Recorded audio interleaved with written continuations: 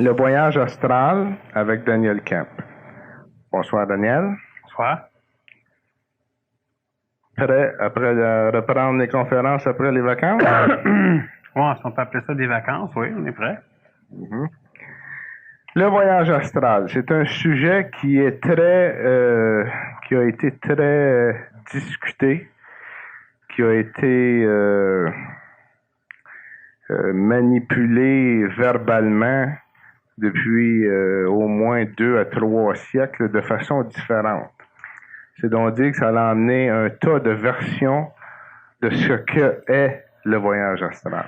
Vois-tu, c'est manipulé pour la simple raison que dans le voyage astral lui-même, il n'y a pas de problème. Le voyage astral, comme tel, ça n'existe pas. Bon. Mais il y a des individus qui en font régulièrement. Alors, ce qui arrive simplement, c'est que les individus, les premiers qui ont commencé à sortir des termes ésotériques, bien évidemment, prenaient les termes qu'il y avait dans le langage qui leur était propre, disons la langue française quand on parle de voyage astral. Alors, ce qui fait que, automatiquement, ben, ou tu inventais un nouveau mot, ou tu prenais des mots déjà existants. Quand tu te drogues, alors, je sais pas si ça t'arrive, là, mais en tout cas, le monde qui se drogue disent qu'ils font un trip. Trip, c'est un terme anglais qui veut dire voyage.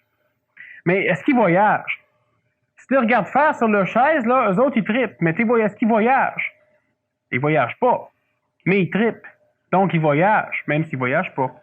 Alors, ce qui arrive, c'est ça, c'est que pour réussir à définir ce qu'était réellement un voyage astral, c'est-à-dire le phénomène qui se passait dans un individu qui était initié, ben lui, dans son langage, pour pouvoir communiquer, pour pouvoir en parler, ben a appelé ça un voyage dans un domaine énergétique qui, à l'époque, s'appelait astral. Et astral n'a pas rapport avec les astres. On ne peut pas définir le terme astral quand on parle de corps astral, d'énergie astrale, de voyage astral, de problème astral, d'astral individuel, d'astral planétaire. On peut pas définir ce mot-là selon l'étymologie, disons, du mot astral-astre. Ça serait un désastre. Pourquoi est-ce qu'on a appelé justement ces corps-là des corps astraux? Bon, premièrement, le corps lui-même, c'est un phénomène. Le corps astral, comme tel, n'existe pas. Pas dans le sens, du moins, où l'homme, en français, entend ce que lui entend par le mot corps. On a un corps physique. Mais est-ce que la lumière, c'est un corps? La lumière, c'est de l'énergie. Ce sont des photons. Mais si tu prends un miroir, ça c'est une expérience que n'importe qui peut faire, prenez un petit miroir qui n'est pas trop épais, vous le faites tenir sur une table, prenez une lampe de poche, puis vous l'allumez, vous l'éteignez, vous l'allumez, vous l'éteignez. Bon, puis après un certain temps, le miroir se met à vibrer puis il tombe. Parce que les photons le poussent. Bon, c'est la même chose quand on achète un petit gugus là, qui est dans une sphère, une boule, puis il y a 4 pales après, puis quand on met de la lumière dessus, il se met à tourner. Bon, il y a un phénomène de chaleur à l'intérieur, puis il y a aussi un phénomène de projection justement par photons. Le laser, c'est quoi le laser? C'est de la lumière. Mais cette forme d'énergie-là, est-ce qu'on appelle ça un corps? Non. On va dire que quelqu'un a un corps lumineux quand la forme lumineuse est similaire au corps physique, ça on appelle ça un corps. Mais le corps astral, donc, le phénomène astral individuel à un être humain, ne ressemble pas à son corps physique. Une espèce de perturbation électromagnétique, disons, une espèce d'émanence électromagnétique, de type astral qui est émise par le corps physique, donc disons par les corps inférieurs de l'homme, le corps physique entre autres, et le corps vital, on va appeler ça l'aura de l'homme. Mais l'aura de l'homme a une forme similaire au corps physique, mais ce n'est pas le corps astral. Le phénomène même de l'astral, donc du voyage, quelqu'un qui est en état, disons, d'hallucination causée par la drogue, par exemple, fait un voyage. Quelqu'un qui est dans la Lune, hein? On a souvent été dans la Lune, même si on n'a jamais été dans la Lune. Alors, ce qui fait que quand tu rêves, tu fais un voyage en imagination, mais tu peux appeler ça un voyage. Si moi, j'imagine que je suis à Tombuctú, puis je dis à quelqu'un, j'ai fait un voyage en rêve ou encore en imagination, j'étais à Tombuctú. Si je dis j'ai fait un voyage avec mon imagination, ben, personne pense que j'ai fait un voyage. Tout le monde comprend ce que je veux dire. Mais si je prends des nouveaux mots, parce que le phénomène que je vis est différent, Le terme imagination n'existe pas encore sur la planète Terre, c'est-à-dire qu'on va surtout employer le terme foi, la foi, qui veut dire énormément de choses, qui veut dire la croyance, qui veut dire aussi l'imagination. Et de la foi, et tu vas être capable de. Ça veut dire l'imagination aussi. Le positivisme, puis de la croyance en ton imagination. C'est ça la foi. Quand tu n'as pas les mots appropriés, ben, tu vas finir par dire, j'ai fait un voyage, pas dans le domaine physique, un voyage physique. Les ésotéristes, les initiés de l'époque, puis les voyages astraux, ça date de l'Antiquité, puis même dans l'ancien temps de l'Égypte. Parce que les initiations égyptiennes étaient surtout faites au niveau de l'astral.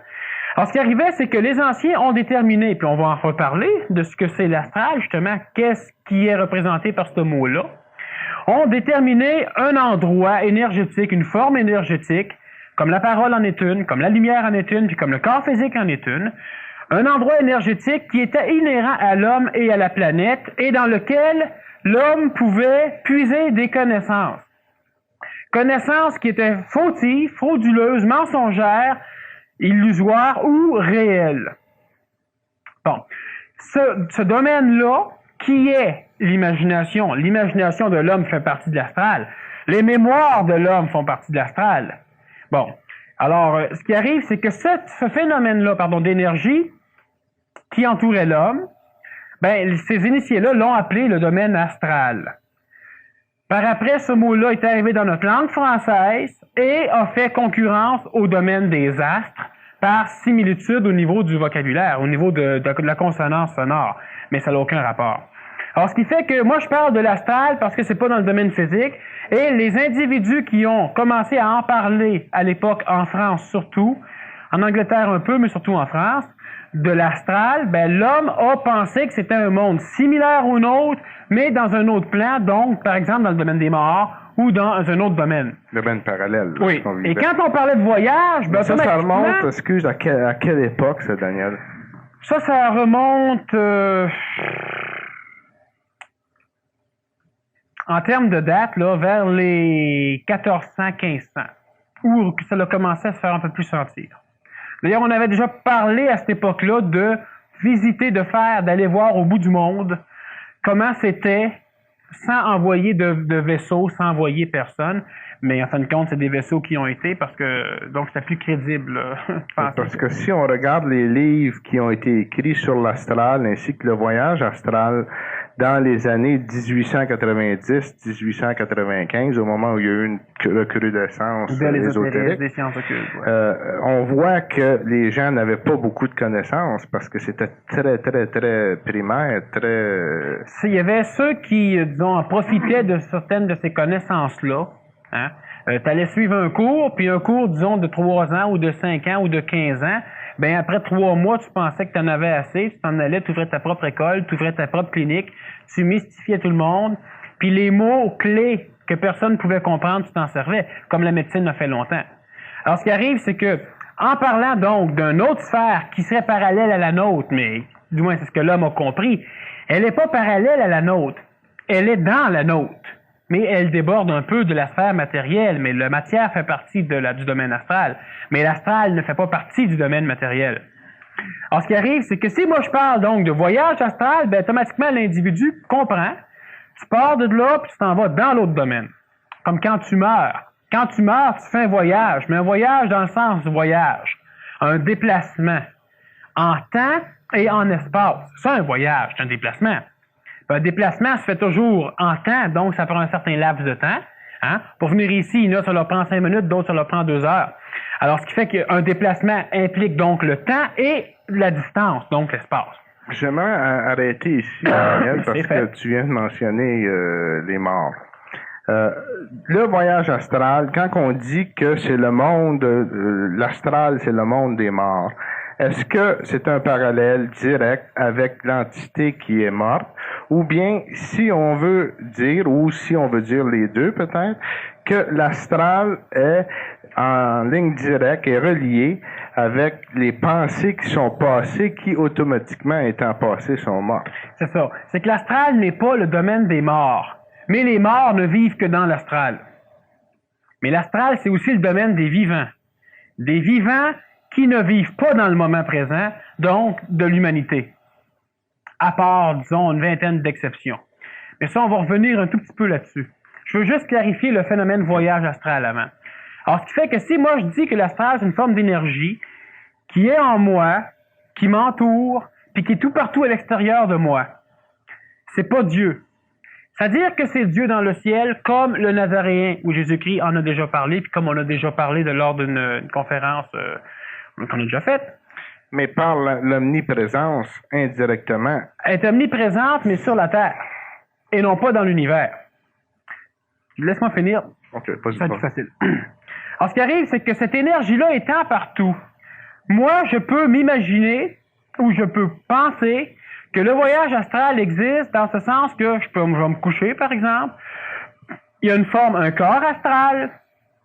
Le corps astral, c'est simplement l'identification personnelle que tu as, toi, dans l'astral. Mais il ne ressemble pas à ton corps physique.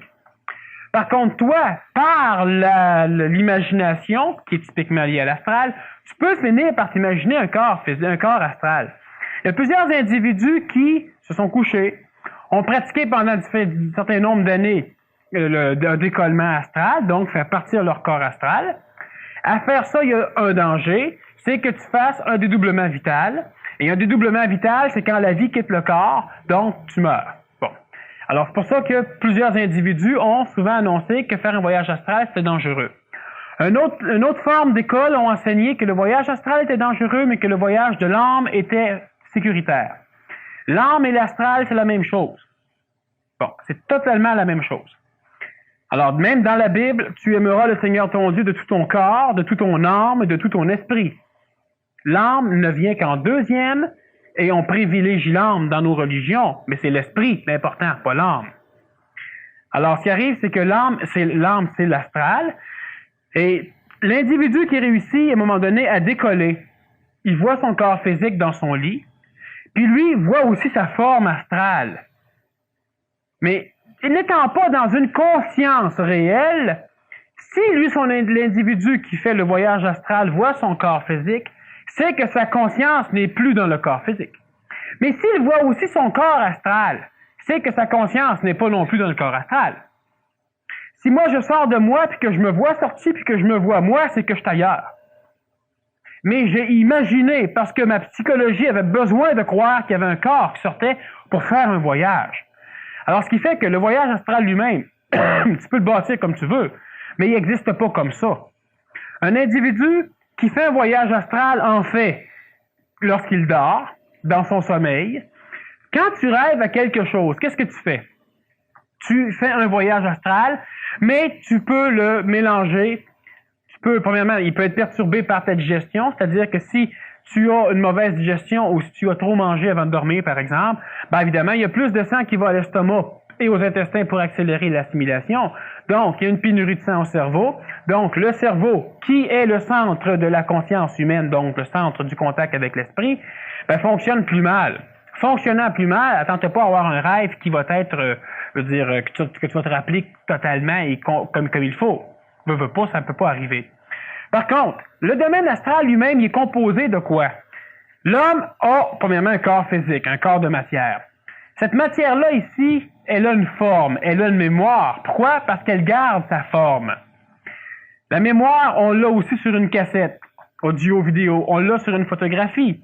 La mémoire, on l'a sur immensément de choses. La matière conserve la mémoire. Quand tu marches dans le sable, tu laisses des mémoires de ton pied dans le sable, jusqu'à temps que le temps que le temps vienne effacer ta mémoire, donc que le sable soit balayé par le vent. Au niveau de la mémoire, de l'astral même, l'astral, c'est quoi? C'est la mémoire pure. Tout ce que l'on retient est dans le domaine astral. Alors, ce qui fait que ce que les anciens, ce que les initiés ont baptisé astral, c'était le domaine mémoriel de l'homme, mais un peu plus que ça, un domaine mémoriel qui a fermenté, qui a évolué. Et ce que je veux dire par là, c'est simplement que si tu prends un individu, que tu lui fais un lavage de cerveau, c'est quoi un lavage de cerveau? Ben, c'est simplement souffler dans le sable pour effacer les traces de pieds que tu as laissées. C'est simplement effacer les mémoires dans l'individu. Puis un individu à qui on a fait un lavage de cerveau ne sait plus qui il est. Il n'y a plus de personnalité, il n'y a plus d'identification à rien. Il ne peut plus parler, il ne peut plus rien faire. Une fois qu'il y a son lavage de cerveau, ben là, il faut que tu le rééduques. Alors, tu peux prendre un Américain, l'amener en Russie, un Russe, l'amener aux États-Unis, laver le cerveau à ces deux bonhommes-là, en faire du Russe un Américain, de l'Américain un Russe, et les retourner dans leur propre pays parce qu'ils ont leur passeport américain et leur passeport russe. Tu t'en fais deux espions absolument extraordinaires, puis tu peux même en faire deux assassins de président, qui sont américains et qui assassinent un président américain, et qui est russe et qui assassine un russe, un chef du Parti communiste. Mais pourquoi? Pour la simple raison que tu n'as fait que laver la mémoire. Quand l'homme a un astral, l'homme a une mémoire. Quand l'homme réfléchit, l'homme puise dans l'astral, mais dans son astral personnel. Quand l'homme imagine, quand l'homme rêve, l'homme fait un voyage astral de type mineur, c'est-à-dire que l'homme garde sa conscience dans son corps physique avec une légère connexion avec les mémoires de sa propre personnalité ou les mémoires de la planète. C'est là que le voyage astral, disons, devient intéressant en termes d'enseignement, en termes d'utilité. C'est que toi, tu peux avoir accès non seulement à tes propres mémoires, mais aux mémoires de la planète. Avoir accès aux mémoires de la planète, c'est ce que les initiés entendent par voyage astral. Et c'est utile, pourquoi? Parce que tu peux aller voir ce qui s'est passé à l'origine de la planète, aller jusqu'à aujourd'hui. Mais il y a un immense danger. Moi, je fais un voyage astral, c'est-à-dire que, par exemple, je marche, ou ben non, disons, comme le monde en entend parler souvent, je me couche.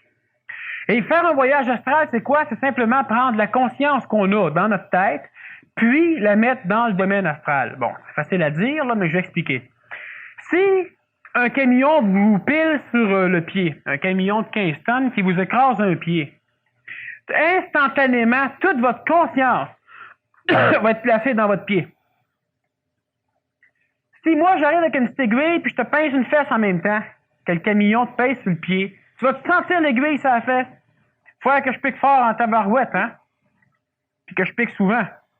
Bon, puis même là. Pourquoi? Parce que ta conscience est dans ton pied. Ce qui se passe sur tes fesses, sur tes épaules ou n'importe où. Tu sais, si tu voulais éternuer avant, laisse-moi te dire que tu n'éternueras pas. Hein? C'est un camion 15 tonnes sur le pied. Pourquoi? Parce que ta conscience est placée dans ton pied. Alors, si cette conscience-là, elle bouge, l'homme est capable, quand on fait du yoga, ou quand on apprend à relaxer, ou quand on fait des arts martiaux, ou quand on fait du tai chi, ou différentes formes d'exercice, tu apprends à un moment donné à mettre ta conscience. On appelle ça se concentrer. C'est pas le vrai terme, mais disons que, manquant de termes, certains individus vont appeler ça la concentration, mais c'est pas ça la concentration. Mais tu places ta conscience, tu fais un mouvement de tai chi ou de yoga, toute ta conscience, ton attention est placée au niveau du membre qui bouge. Le reste, tu l'oublies. Le reste peut se détendre. Le reste peut aussi être énervé. Alors, ce qui arrive, c'est que la conscience, tu peux la faire bouger, mais normalement, elle est dans notre tête et normalement, elle est dans nos deux hémisphères cérébraux, donc dans notre cerveau. Mais cette conscience-là peut se déplacer au niveau du corps physique. Ça, c'est une habitude que certains individus peuvent prendre, justement, en faisant certaines techniques, comme le yoga, puis comme d'autres. Cette conscience-là, tu peux la placer à l'extérieur de ton corps physique. Et quand cette conscience-là que tu as de toi sort à l'extérieur de ton corps physique, donc, cette conscience-là s'en va dans un domaine, disons, astral pour l'instant. À un moment donné, ça peut être dans un domaine mental ou supramental. Pour l'instant, c'est astral. Quand cette conscience-là réussit à sortir, le corps physique dort. Pourquoi penses-tu qu'une personne se couche? Puis ça, je pense que tout le monde a pu déjà vivre ça. Vous vous couchez, vous êtes fatigué, vous n'arrivez pas à trouver le sommeil, et pourtant votre corps ne bouge pas. Comme pendant le sommeil. Mais même si vous restez 4 heures couché à chercher le sommeil, votre corps ne bouge pas, vous allez toujours être aussi fatigué. Parce que la conscience, votre mental continue à penser dans votre tête. Pas ailleurs, mais dans votre tête. La conscience est restée localisée au niveau du cerveau, donc au niveau du corps de l'homme, et l'homme ne dort pas. Pourquoi? Parce que même, qu'est-ce qui prend le plus d'énergie dans l'homme? On pense que c'est le corps, mais le cerveau prend, disons, le corps de l'énergie. Le cerveau en prend énormément et toute l'énergie astrale qui est conscientisée dans le cerveau de l'homme quand l'homme est réveillé puise énormément d'énergie. Il n'y a pas de repos comme ça. Une personne qui fait de la méditation, qu'est-ce qu'elle fait? Elle prend sa conscience et elle l'envoie ailleurs, dans l'astral. Méditation transcendantale, par exemple, à partir de mantras. Alors, vous vous placez selon une certaine position, qui n'a aucune importance, préférable la colonne droite, donc préférable assis, mais en position de yoga ou sur une chaise, ça n'a aucune importance. Et puis, à la longue, à force de répéter un mantra, l'attention complète de l'astral finit par se placer sur le mantra. Mais la conscience n'est plus dans l'homme. L'homme dort. L'homme médite. C'est une forme de méditation, disons, qui est typique de l'ère du poisson et qui, présentement, ne peut pas amener l'homme plus haut que ce que l'homme est rendu. C'était bon, là, quand l'homme en avait besoin, mais elle peut monter l'homme, disons, à un échelon 10, comme la majorité de l'humanité occidentale est rendue à l'échelon 10, la méditation ne menant pas à d'autres échelons, ben, elle ne sert plus à rien à un moment donné. C'est pas le cas encore pour tout le monde, mais à un moment donné, ça ne sert plus. Alors, ce qui arrive, c'est ça. Ta conscience, elle doit être placée ailleurs. Tu comptes des moutons. Tu comptes de l'argent, hein, dépendant des individus. Tu comptes des femmes aussi, ou tu comptes des hommes. Enfin, bref, tu comptes. Là, tu demeures plus jamais. C'est ça. Alors, tu peux compter. Comme toi, tu as fait un jeûne, tu comptais des moutons, d'un coup, c'était des carottes qui passaient. Après ça, c'était des plats de spaghettis. Après ça allait plus. Bon. Mais en tout cas, ce qui arrive, c'est qu'à un moment donné, tu essaies de faire à ta conscience un cycle monotone où elle va arrêter de prendre conscience des sens physiques, comme quand le camion te pile sur le pied. Compter des moutons ou répéter ou de répéter n'importe quel mantra, c'est la même chose. Et il vient un moment donné que, sans que tu t'en rendes compte, faut pas que tu t'en rendes compte, parce que si tu t'en rends compte, c'est que tu es conscient, puis si tu es conscient, c'est dans ton corps. Donc, tu dors pas. Ça y est, je suis en train de dormir. Ça y est, je dors plus. Hein? Bon. À un moment donné, ben, tu te réveilles le lendemain, hein, c'est ça qui se passe. Ta conscience, elle est sortie de ton corps. Mais où elle va quand elle sort de ton corps? Pour la majorité de l'humanité, 99,999999 multiplié par 15, elle va dans l'astral. Et l'astral, c'est quoi l'astral? Ce sont les mémoires. Les mémoires de l'homme et les mémoires planétaires. Les mémoires planétaires, en ésotérisme, disons du côté indien, hindou, on a appelé ça les annales akashiques, la mémoire du temps. Et la mémoire de l'homme même, c'est l'astral. Alors, tu as deux types d'astral. Tu as l'astral individuel, qui est la personnalité de l'homme. Toi, tu parles selon une forme de langage qui t'est propre, parce que tu as appris. Toi, il y a des choses que tu n'aimes pas et des choses que tu aimes, parce que tu as ça en mémoire. Si tu aimes l'eau, c'est parce que tu connais l'eau, parce que tu as en mémoire ce que c'est de l'eau. Sinon, tu ne peux ni aimer ni ne pas aimer. Alors donc, toute ta personnalité même est dans ta mémoire. Si je te lave ta mémoire, donc lavage de cerveau, automatiquement, je peux te programmer une nouvelle personnalité et tu deviens un nouvel individu. Alors, ce qui arrive, c'est que quand ta conscience quitte ton corps, donc quand tu dors, quand tu médites ou quand tu veux réellement faire un voyage astral à partir de toi-même, bien, automatiquement, tu es dans l'astral. Mais qu'est-ce que l'astral? Où es-tu rendu? Tu peux te voir. Tu rêves, puis tu rêves que toi, tu te marches sur la rue. Si tu es capable de te voir, c'est que toi, tu es placé ailleurs que dans ta mémoire. Qu'est-ce qui arrive au niveau de l'astral? Puis c'est là que ça devient un petit peu complexe à comprendre, disons, la première fois qu'on en entend parler. Le domaine astral, c'est la mémoire. Donc, en partant, une personne peut revenir dans le salon ici et revoir les verres, revoir tout. Donc, elle va avoir l'impression que l'astral, c'est le même monde que le nôtre, mais parallèle. Dans l'astral, il n'y a rien de vivant. C'est-à-dire que tout est mémoriel. Et tout étant mémoriel, tout est donc passé. Et tout étant passé par rapport à la vie, tout est donc mort. On appelle ça le domaine des morts. C'est évident qu'une personne qui meurt, elle ne s'en va pas dans l'astral. Toute sa vie, elle a imprégné l'astral de ses mémoires. Et quand elle meurt, elle ne va pas dans l'astral. Elle continue à vivre ailleurs. Mais toi, si tu veux la revoir, tu vas devoir fouiller dans la mémoire. Et revoyant l'individu, tu penses que l'individu est rendu là. Mais l'individu est loin d'être là. C'est pas fou, l'individu. Une personne, une entité qui laisse le corps physique, qui meurt, est-ce qu'elle peut se nourrir de l'astral avant d'aller où elle doit aller? Oui. Qu'est-ce qui arrive avec l'astral, c'est que, puis de toute façon, toute l'humanité se nourrit de l'astral, même vivant. Dans l'astral, il y a les mémoires. Juste un petit retour, on reviendra à ta question après. Dans l'astral, il y a les mémoires, ce n'est que mémoriel. Mais étant mémoriel, essayez de vous imaginer une mémoire qui date de 4 milliards d'années. Bon. Alors, automatiquement, c'est évident que cette mémoire-là, elle a une personnalité. Vous avez une mémoire qui date de 20 ans, 40 ans, 50 ans, 60 ans. Et automatiquement, cette mémoire-là vous permet d'être ce que vous êtes. Mais si vous n'avez pas de mémoire, vous n'êtes plus rien. Vous ne pouvez pas penser, vous ne pouvez pas parler. Alors, si on s'imagine simplement que moi, je quitte mon corps et je vais dans une mémoire qui date de 4 milliards d'années, bien, automatiquement, j'ai accès à 4 milliards d'années de connaissances sur une planète complète. Mais la chose qui est importante, c'est que quand l'individu, quand vous recherchez quelque chose en mémoire, quand vous pensez, bien, vous ne pouvez pas penser à 25 affaires en même temps. En mémoire revient une chose à la fois. Vous pensez à votre chat. Vous êtes capable de le revoir. Mais vous ne le reverrez pas faire 25 gestes à la fois, vous allez le revoir faire une chose. Puis hop, une autre chose. Puis hop, une autre chose. Puis hop, une autre chose. Vous pensez à quelqu'un que vous avez perdu. Mais vous allez voir rapidement peut-être, mais une chose à la fois ce qui s'est passé. Alors, ce qui fait que quand une personne fait un rêve, c'est la même chose. Elle peut faire plusieurs rêves. Elle peut rêver qu'elle est dans un auto, et tout d'un coup, elle est dans son salon, peut-être avec son auto, peut-être que non. Elle ne fait que inconsciemment, c'est-à-dire qu'elle ne sait pas ce qu'elle fait, mais elle fait un voyage astral, et inconsciemment, ben, elle fouille dans une mémoire, puis dans une autre mémoire, puis dans une autre mémoire.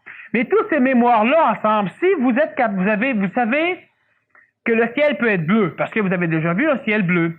Si un jour le ciel vous apparaît, disons, vert, ben, ça va vous traumatiser. Pourquoi? Parce que vous allez fouiller dans vos mémoires, dans ce que vous avez appris, et le ciel ne peut pas être vert. Pourquoi le ciel ne peut-il pas être vert? Parce que dans vos mémoires, le ciel n'a jamais été vert. Bon. Alors, ce qui arrive, c'est qu'automatiquement, le ciel étant vert, ben, vous allez avoir peur, si c'est un vert, disons, dégueulasse. Vous avez mangé un kiwi avant, vous l'avez vomi. Là, le ciel est la même couleur, ben, fait que automatiquement, le ciel est dégueulasse. Bon. Kiwi, c'est vert. Bon. Alors, je donne cet exemple. Alors, ce qui arrive, c'est que regardant le ciel vert, ben, automatiquement, vous allez désirer que le ciel soit bleu. Pour vous rassurer. Parce que c'est dégueulasse, ça vous amène à bon. Alors, ce qui fait, pourquoi vous désirez que le ciel soit bleu? Parce que vous avez en mémoire que le ciel peut être bleu. Et si le ciel reste vert, vous pouvez être malheureux, parce que vous allez être déçu. Parce que votre désir n'est pas satisfait. Parce que, énormément de choses.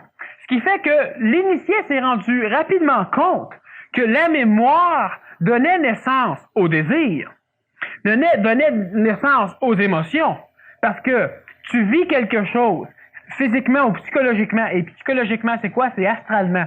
Et astralement c'est quoi? C'est la mémoire et tout ce qui a été engendré par la mémoire. Tu vis quelque chose, tu l'enregistres. Si à un moment donné tu goûtes quelque chose, que ce soit une relation sexuelle ou quelque chose que tu manges par exemple, ou un paysage que tu vois, et que ça t'amène une forme de vibration que tu n'avais jamais eue. Automatiquement, tu l'as en mémoire. Et automatiquement, tu vas vouloir poursuivre ça dans le temps. Tu vas vouloir répéter l'expérience.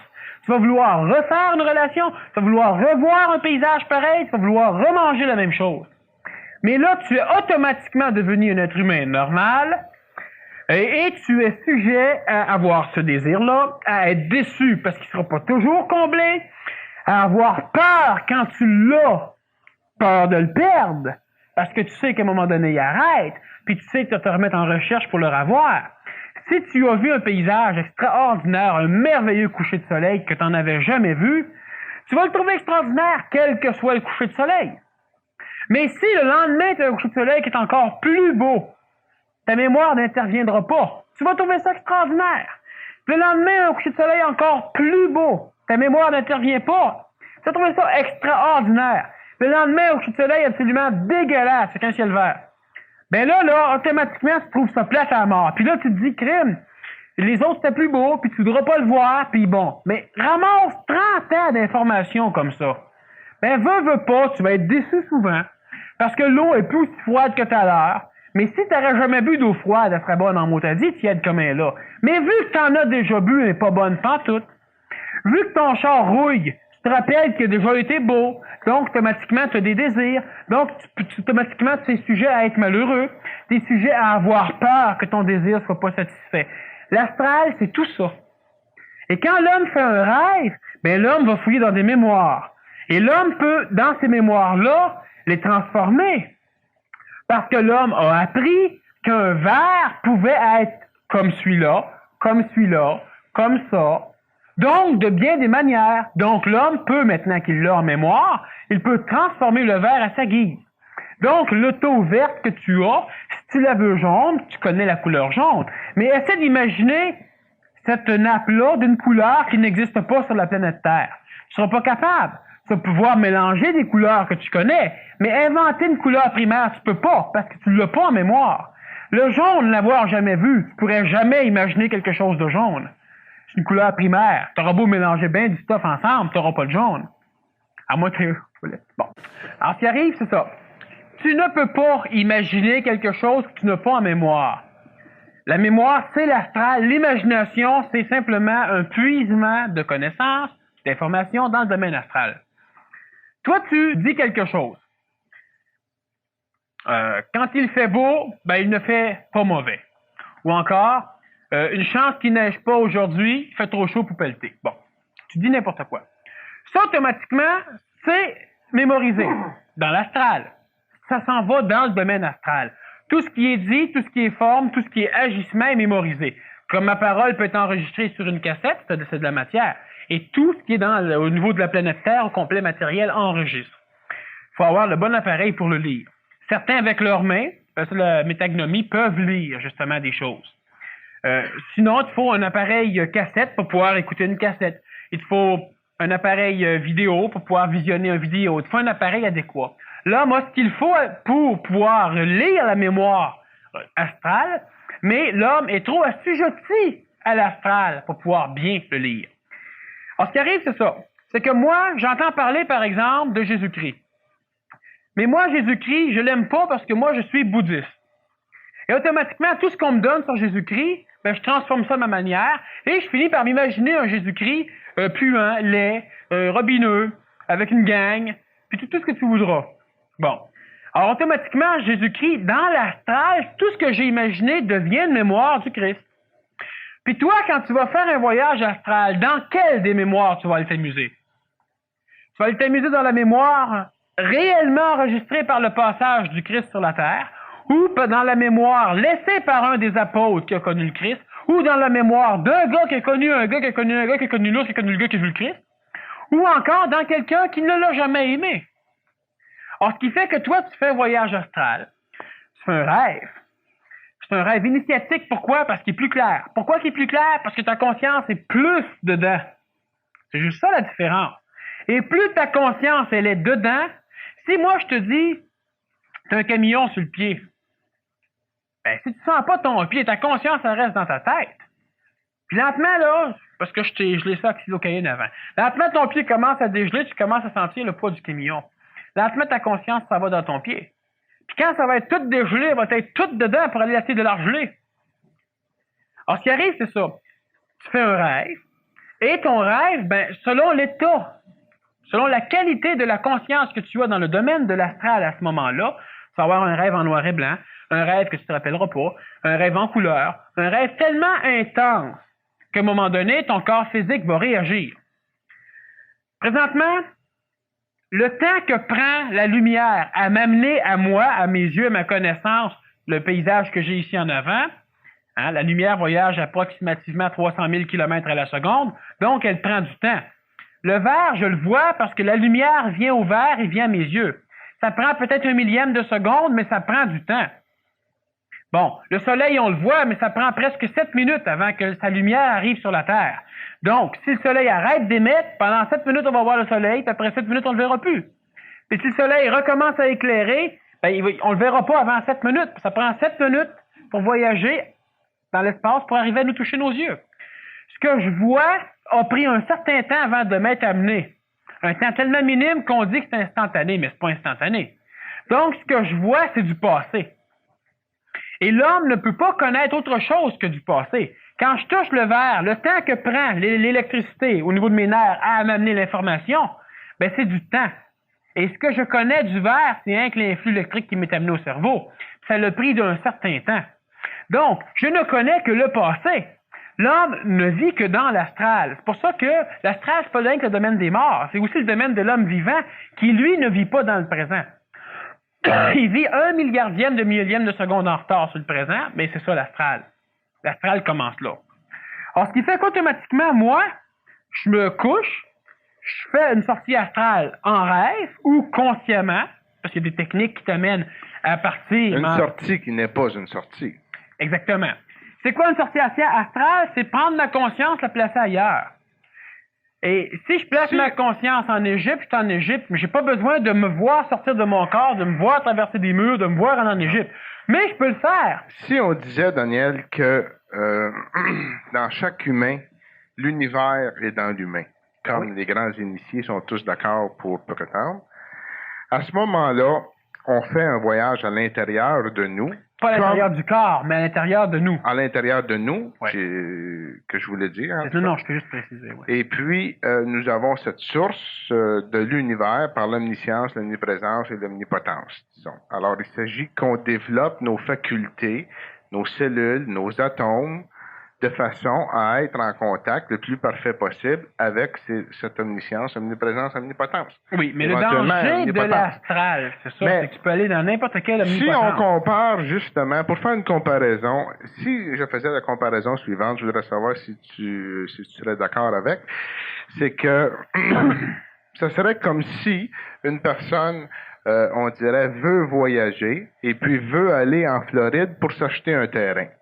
Elle a deux possibilités. Elle a la possibilité de prendre l'avion puis y aller, ou bien elle a la possibilité que quelqu'un vienne lui montrer un film du terrain qu'elle va acheter. Oui. Alors, si la personne vient lui montrer, on vient lui montrer un film à l'intérieur, elle fait un voyage à l'intérieur, disons, de sa résidence à ce moment-là, et puis elle peut voir très, très, très bien l'endroit, comme elle peut le voir aussi comme moins bien.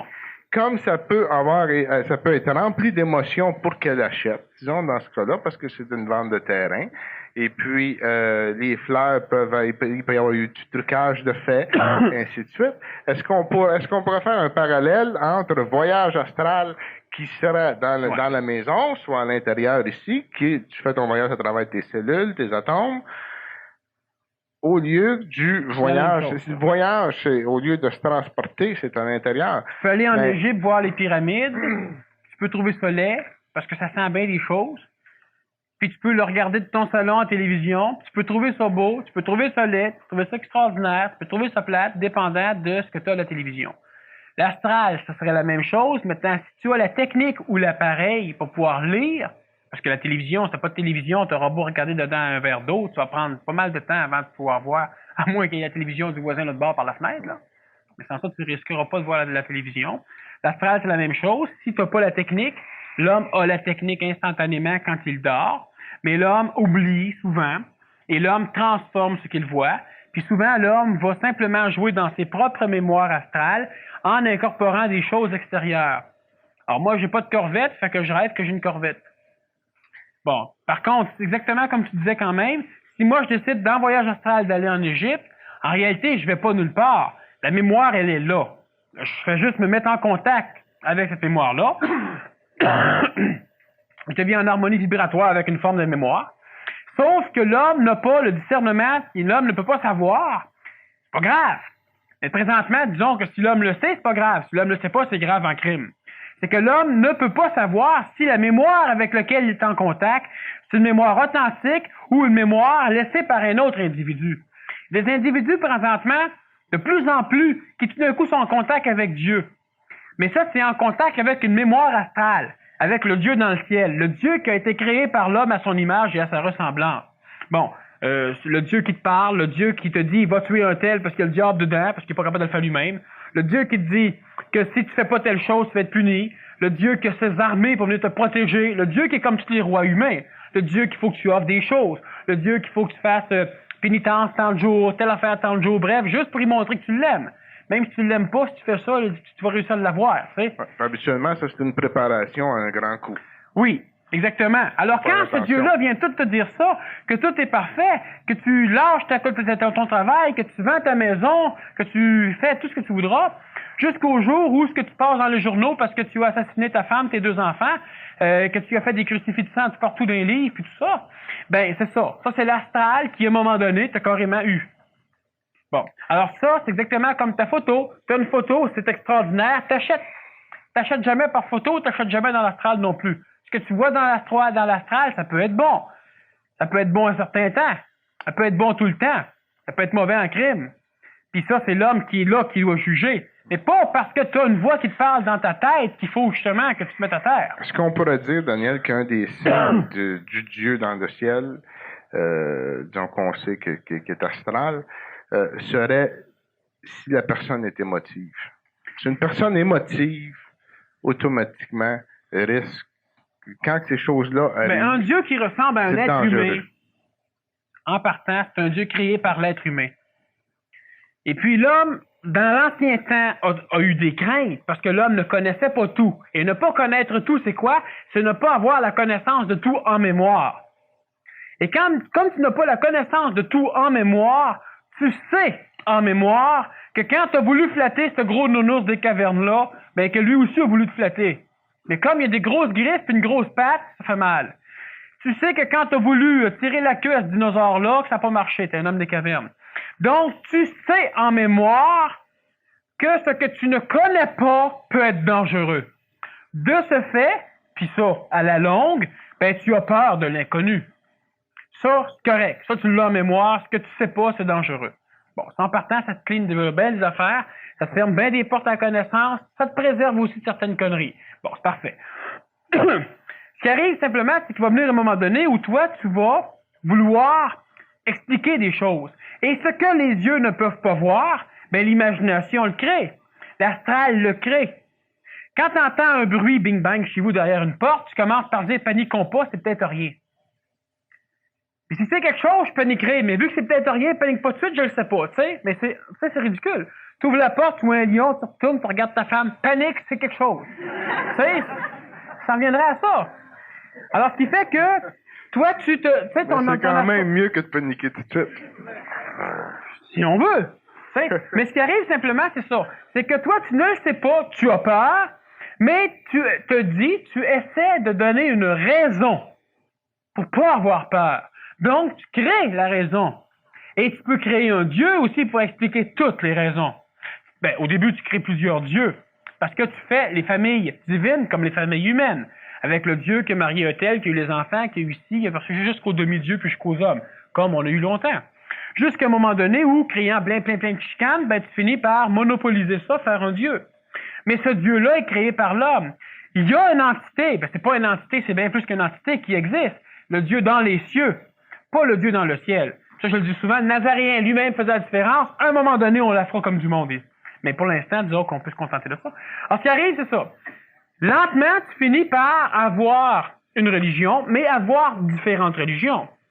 Les Tibétains disent bien 1 millier d'hommes, 1 millier de religions, puis c'est vrai. Alors, ce qui arrive, c'est que dans toutes ces mémoires-là, depuis que l'homme a créé Dieu à son image et à sa ressemblance, le Dieu dans le ciel, bien, quand toi, tu es en contact mémoriel, en contact direct, de n'importe quel contact, avec lequel de ces dieux-là es-tu en contact? Avec Zeus, avec Odin, avec Jéhovah, avec Yahvé, avec lequel? Puis quand tu retournes en contact avec lui, qui te dit que c'est le même Dieu? Puis quel que soit le même Dieu, trosse-le pas. Tant qu'il te dit de faire des choses qui ont du sens pour toi, t'es fait. Mais à un moment donné, quand ça n'a plus de sens, ça n'a plus de sens. Dieu n'a pas besoin d'un gars qui se met à 4 pattes devant lui ou d'une femme qui se met à 4 pattes devant lui. Il aurait créé l'homme à 4 pattes. Il n'aurait pas créé debout. Tu sais, un homme se tient debout. Bon. Puis si l'homme veut devenir à un moment donné, c'est un patron de compagnie. Là, c'est juste encore faire un rapprochement des humains. Les employés qui rentrent, puis qui font tout, puis qui passent le balai, puis qui testent, comme on dit, ben, c'est au bout. T'es gardes comme têteux, c'est tout. Puis le gars qui est debout, puis le gars qui veut, puis le gars qui parle, puis le gars qui a des idées, puis le gars qui comprend tes affaires, qu'est-ce que tu fais? T'en fais ton bras droit. Puis l'autre, ben oui, t'amènes des chocolats à Saint-Valentin, puis il passe le balai pour rien, puis il lave ton char, puis tu le payes pas cher, puis tu le laisses de même. Ben, c'est ça qui arrive pour n'importe quel être humain. L'être humain, c'est un être qui est souvent rampant, parce qu'il a l'impression qu'il peut pas faire autrement. Mais à un moment donné, quand tu comprends pas ce qui se passe dans ta vie, les voies de Dieu sont impénétrables. C'est les tiennes qui sont pas pénétrables. C'est pas ceux de Dieu. C'est une belle excuse qui vient de ton astral, qui te donne une explication. T'entends du bruit l'autre bord, va pas voir, oublie, Dieu te protège. Mais, tu sais, quand c'est pompiers qui cognent parce que la maison est en train de brûler, ben, c'est pas Dieu qui te protège chez les pompiers. Ou toi. Tu sais, c'est ça. Alors, c'est le danger de l'astral, c'est que c'est juste mémoriel. Puis dans ce domaine astral-là, tu peux aller dans un voyage astral. Donc, c'est pas un voyage en réalité, mais dans une extra-conscientisation astrale, tu peux aller voir ce qui s'est passé à l'époque de Bouddha, à l'époque du Nazaréen, à l'époque de Krishna, à l'époque de n'importe qui. En dehors de savoir comment fonctionne l'astral, quelle est l'utilité des voyages astraux? La même chose que quand tu lis un livre de géographie, que quand tu écoutes Masada à la télévision, que quand tu lis un roman, que quand tu lis une histoire vécue sur quelque chose, Martin Gray. La même chose que n'importe quoi, ça ne fait que transvaser une mémoire qui est dans un livre, qui est dans une cassette, qui est à la télévision ou qui est dans l'astral. Ça transvase cette mémoire-là dans ta mémoire. Donc, automatiquement, ça devient une forme d'expérience pour toi, qui n'est pas la même que l'individu qui a vécu le moment, mais ça devient une forme d'expérience pour toi. Donc, ça peut t'aider à continuer à avancer sur le chemin de la compréhension, à la condition que toujours que tu comprennes par toi. Donc, disons que le premier voyage astral qu'un individu devrait faire, c'est d'aller voir Bouddha. Puis le Bouddha va lui dire que tu ne dois pas croire à quelque chose parce que tout le monde y croit, parce que tu l'as vu dans l'astral, parce que c'est écrit dans des livres sacrés, parce qu'on te l'a enseigné depuis ton début. Tu dois y réfléchir. Puis quand tu y as bien réfléchi, malgré que tout le monde, malgré tout ça, là, si c'est pas bon pour toi, tu te lèves contre. Puis si c'est bon pour toi, tu le mets en application, même si tout le monde est contre. Bon. Fait que dans l'astral, c'est pareil. C'est pas parce que tu vas dans l'astral que tu rencontres un grand maître, que le grand maître te dit, quand tu reviens chez vous, mouche-toi le nez 3 fois, tu vas guérir ta grand-mère qui est malade. Tu auras beau de moucher, ben des fois, ça marchera pas. Parce que le phénomène marche pas comme ça. Hein? Tu peux te moucher, puis elle peut guérir, puis tu aurais pu ne pas te moucher, elle guérit pareil, parce que il se trouvait qu'elle guérissait. Mais l'astral, c'est dangereux dans le sens, justement, que ça te permet, ou ça t'amène toujours des espèces de rêves.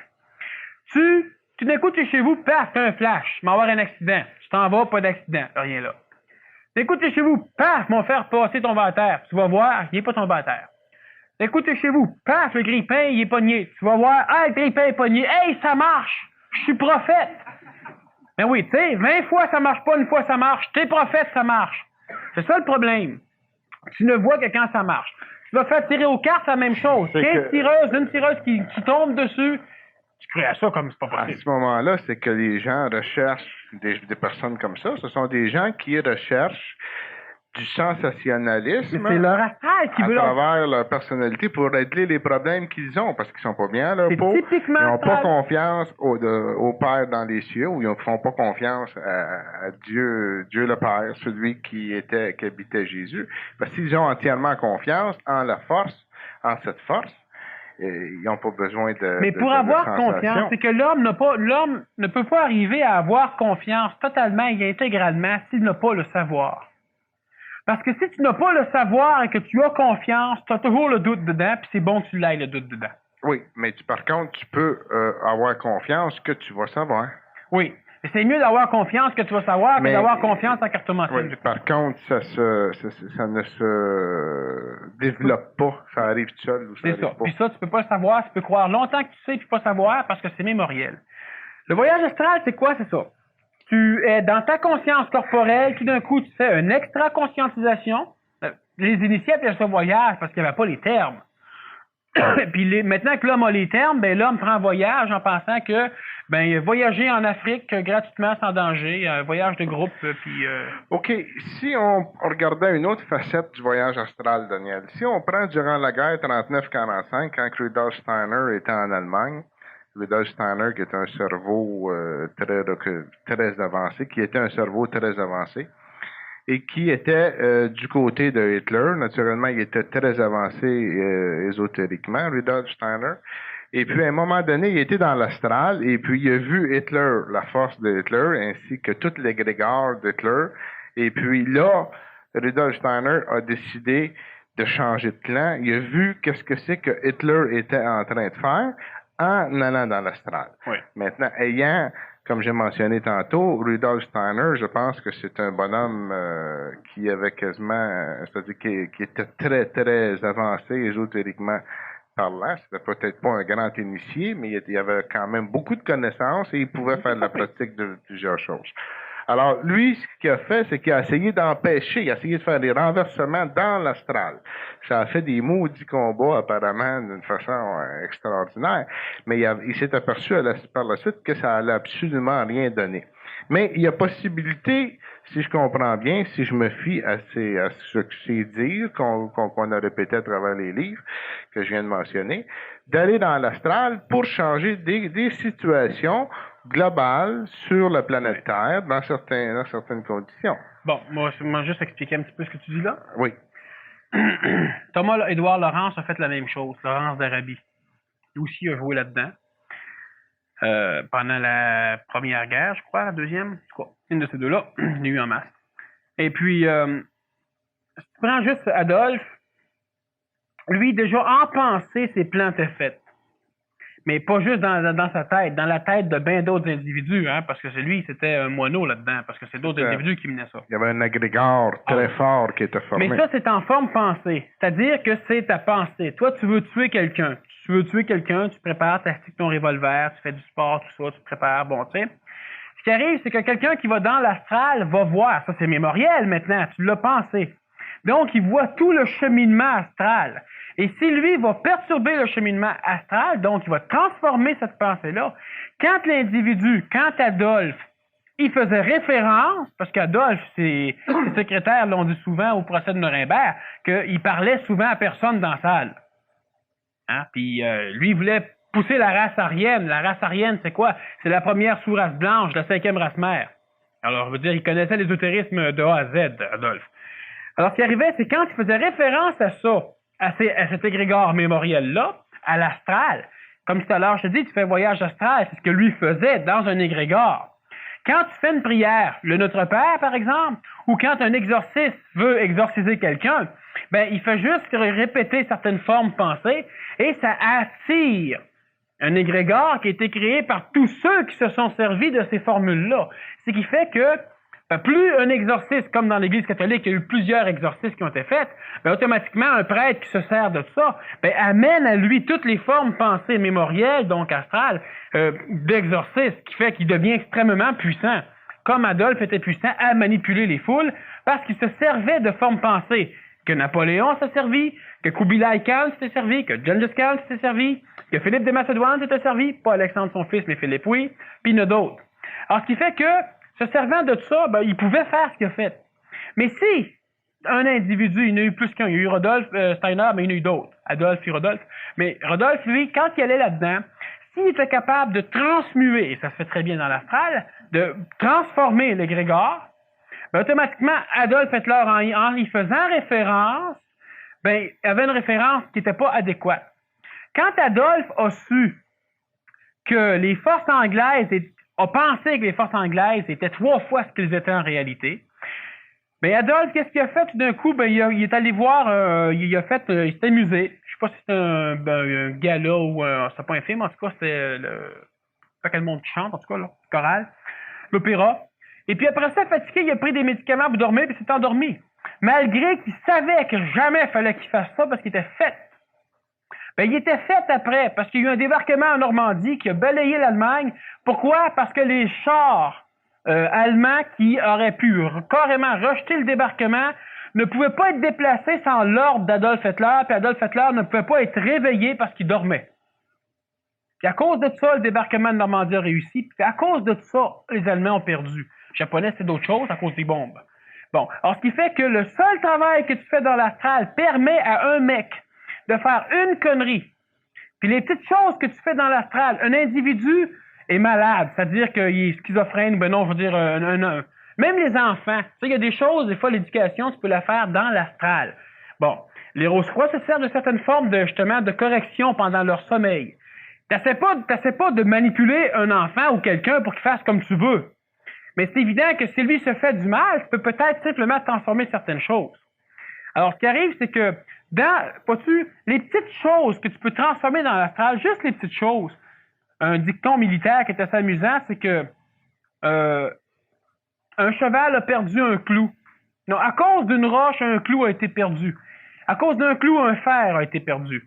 À cause d'un fer, un cheval a été perdu. À cause d'un cheval, un cavalier a été perdu. Puis à cause d'un cavalier, une bataille a été perdue. C'est à cause d'une petite roche à terre. Mais dans l'astral, c'est la même triste affaire. Tu commences un mouvement, il va continuer, il est mémoriel, il reste là. Puis, le travail, tu peux le faire dans l'astral. Quand un individu crée une forme pensée pour guérir quelqu'un, pour évoluer, pour amener la paix, qu'est-ce qu'il fait? Il fait que répéter des choses. Donc, il crée une mémoire. Et si d'autres individus sur la planète font la même chose, ces mémoires-là vont se réunir. Et puis, évidemment, comme le Nazarien avait dit aussi, si vous êtes là où vous êtes 2 ou 3 ou plus à penser en mon nom, à prier, je serai parmi vous. Mais les mémoires, c'est évident que si tu fais une prière catholique romaine, une prière chrétienne, ben, automatiquement, tous les mémoires de ça, et vous le ferez en souvenir de moi, mais ce n'est que mémoriel. Mais l'égrégore mémoriel astral qui vient là est terriblement puissant. Sauf que l'individu, ne sachant pas comment prier, ne fait qu'entretenir un égrégore et ne s'en sert pas. Un individu qui est capable de prendre l'égrégore catholique et s'en servir va faire ce que le Nazaréen a dit, bien plus que ce que lui a fait. Il n'y a pas besoin d'être catholique pour s'en servir. Et non! Justement, un bouddhiste peut s'en servir, n'importe qui, c'est une mémoire. Mais ce qu'on fait présentement dans nos prières, vu qu'on ne connaît pas le domaine de l'astral comme il devrait être connu, on ne fait que grossir l'égrégore. Je veux que telle personne guérisse, ça s'en va là. Je veux que telle personne guérisse. Il va falloir à un moment donné qu'un individu arrive puis se serve de l'égrégore et guérisse du monde. Justement, j'en arrivais à une question à ça, Daniel. On sait qu'il n'y a rien qui se fait pour rien. Si la ballonne se grossit, et s'est grossie, l'ère du poisson était fait pour ça, d'ailleurs, pour grossir on va s'en servir dans l'ère du Verseau. Il y a certainement une raison. Et oui. La raison, je pense que tu vas peut-être en parler un peu. On n'aura pas le temps, mais bon, okay. Ça va venir. J'en arrive à une autre question à travers le billet du voyage astral. Tantôt, tu mentionnes justement qu'on peut aller dans l'astral, à travers les voyages, travailler, faire des plans, et puis, dépendamment de la force qu'on a et des connaissances qu'on a pour se servir des forces astrales, arriver à un certain but. Est-ce que les grands initiés, et quand j'entends grands initiés, je parle des 12-13 qui seraient les maîtres du monde, ou 14-15 peut-être, moi je te parle en date de l'année passée. Ah. Est-ce que eux se servirait de l'astral avec la force naturellement supramentale ou bouddhique pour créer des événements qui sont les événements de fin de cycle qu'on est en train de vivre présentement? Pourquoi que présentement... Est-ce qu'il faut qu'ils passent à travers le voyage astral ou s'ils peuvent passer... Ils passent pas à travers le voyage astral, mais vu que l'homme est manipulé par l'astral, parce que l'homme est manipulé par ses mémoires, parce qu'il connaît... Si tu as peur de l'apocalypse, c'est parce que tu connais les guerres. Sinon, tu te balances bien de l'apocalypse. Hein? Ici, si on annonce un tremblement de terre, le monde n'a pas trop peur. Annonce un en Italie, ben non, au Guatemala, tu vas voir qu'ils vont déménager. Ils vont sortir de chez eux parce qu'ils savent c'est quoi, ils en vivent, eux autres. Alors, ce qui fait qu'ils vont manipuler l'astral planétaire ou l'astral de certains peuples, l'astral national, parce que l'homme est connecté à ça. Ils font pas de voyage astral pour ça, mais ils manipulent ça, ça va de soi. Pourquoi qu'on parle tant d'apocalypse présentement? Pourquoi qu'on parle pas du phénomène après apocalypse, la paix, hein, l'évolution, le millénium, les 13 800 ans d'âge d'or? Et on va le faire ici le 30 septembre. Oui, mais je veux dire, pourquoi qu'on parle que d'apocalypse, qu'on a peur que de guerre? Il faut peut-être y avoir des guerres pour purifier, pourquoi qu'on parle pas du reste? Parce que justement, l'égrégore planétaire astral a tendance à essayer de forcer l'humanité à se lancer en conflit. Qu'est-ce qui crée une guerre? Pourquoi toi, tu vas tuer une mouche? Ou s'il y a un thon qui rentre dans ta maison, pourquoi tu vas courir après pour le tuer? Parce que tu as peur qu'il te pique.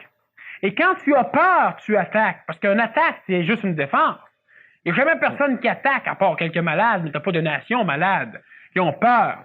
Et en parlant d'Apocalypse, en suscitant la peur, Première et Deuxième Guerre mondiale ont été manipulés par des maîtres du monde pour précipiter l'âge de fer, l'âge de terreur de l'humanité, le précipiter, donc l'accélérer.